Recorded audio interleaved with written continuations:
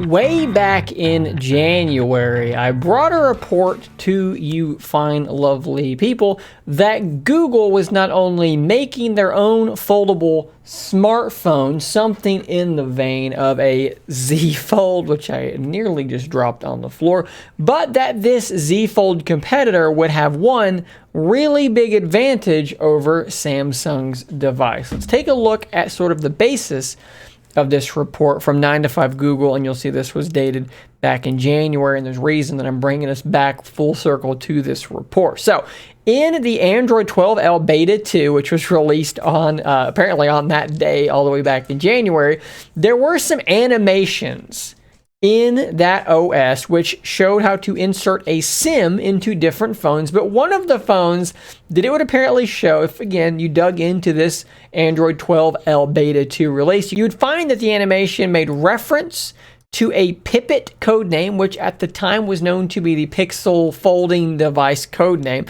But moreover than that, this is what the animation looked like here. And as we kind of watch this animation, you see this SIM being inserted. See how wide this device looks. It looks extremely wide. It almost looks, Surface Duo kind of width. It looks very, very wide. It looks like an Oppo Find-In cover display. It does not look like this, right? It doesn't look like that at all. It looks very, very wide. Now, if you let this animation go even further, or perhaps this is a different animation, I'm not exactly sure which is the case, but you can see here, this is clearly a foldable device. You can see sort of a hinge, little divot there, and there as the SIM is being inserted. And this device is extremely wide. Again, if we compare this to the Z Fold here next to me in its traditional vertical stance, it is much, much wider than that. It is almost like turning this thing on its side. Now, a lot of people said, well, it's just an animation.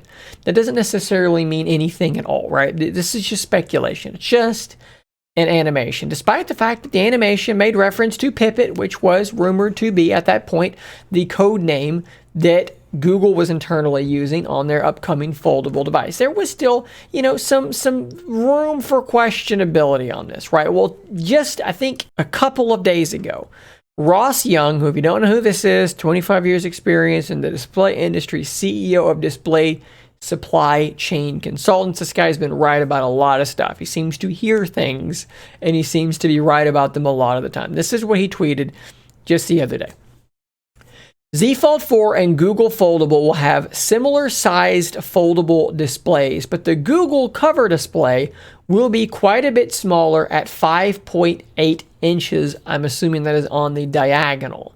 This should mean it will have a wider aspect ratio than the Samsung 6.19 inch Fold 4. And this is exactly in line with what we're looking at here. So think about this. How can you have roughly the same size screen, but the display, the cover display, be a wider aspect ratio, be shorter, okay? 5.8 inches instead of nearly 6.2. Well, the simple answer is you turn it sideways and you fold it on this axis instead. And what you have when you do that is the Oppo Find-In. That is effectively exactly what we will be talking about at that point. So it seems likely, based on these 12L beta animations with the code name that lines up with this, and then added on to that, Ross Young's reporting, which by the way is also reporting Q4 release for this thing. So perhaps we're going to hear about it at Google I/O here just, I think, in like a week and a half or something. I will probably be live for that event if I have the stamina to stream such a long event. Hopefully I will, and I will be there. It sounds like Google is making a device that would be the perfect device for me. Often when I use my Z Fold, I immediately rotate it into landscape orientation because in that orientation, multitasking, having apps side by side go from being a pretty terrible experience to being a very good experience. So imagining a device that just folds this way, so it opens up into the correct orientation right off the bat, but also a device that has the Google Magic built in. Their little software tweaks the longer updates, which granted Samsung gets really long updates now as well, so it's not necessarily nearly as big of an advantage, but it's got the the betas and so forth potential. It's got the Google camera, which I do really like the way that their cameras make things look. This could be the device I've been waiting for in terms of a true folding OLED device. I love my Z Fold, but if just by rotating it, it's immediately going to be better as far as my use case